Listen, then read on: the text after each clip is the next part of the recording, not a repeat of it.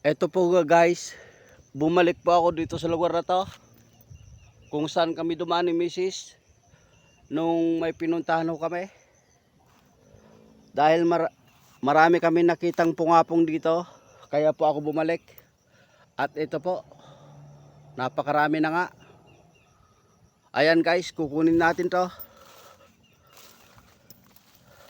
Ayan ang mga pungapong, napakadami. Ayan guys, ang aking nakuha, ang dami oh. At napakarami pang nasibol. Ayan, dito lang sa gilid-gilid na to.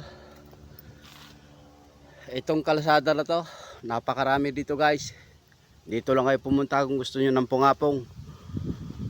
Kasarapan pa nito dahil bagong sibol pa lang. Ayun. Eto guys, yung nakuha ng kapitbahay na binigay sa atin. Ang lalaki oh.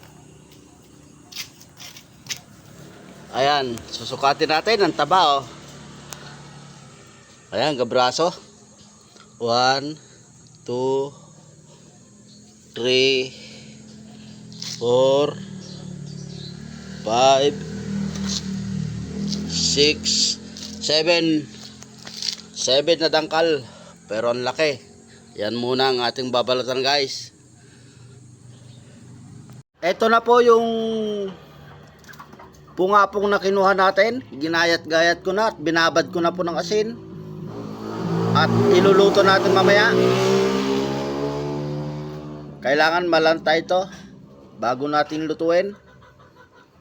Ayan, dami yan. Isang batsa yan. Napakadaming pagkain yan. Pakakainin natin buong barangay. Ayan guys, lalamasin na po natin yung ating binabad dahil nagtutubig na para ma-process na natin sa pagluluto. Ayan, gaganituin lang yan. Babad ng 1 oras, 2 oras o kaya magdamag para mas masarap.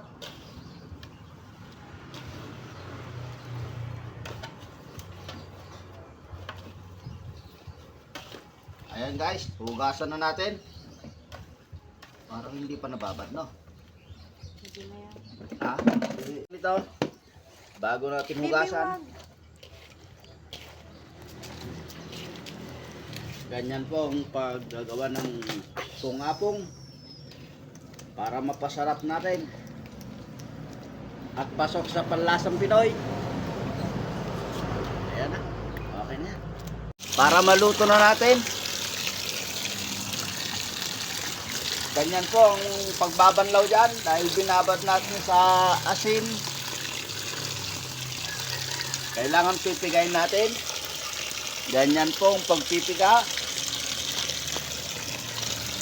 Banlawan natin ng 3 beses. Ayan guys. Ayan, ayan ang pungapong na nilalabahan sa malinis na tubig para mapasarap na rin.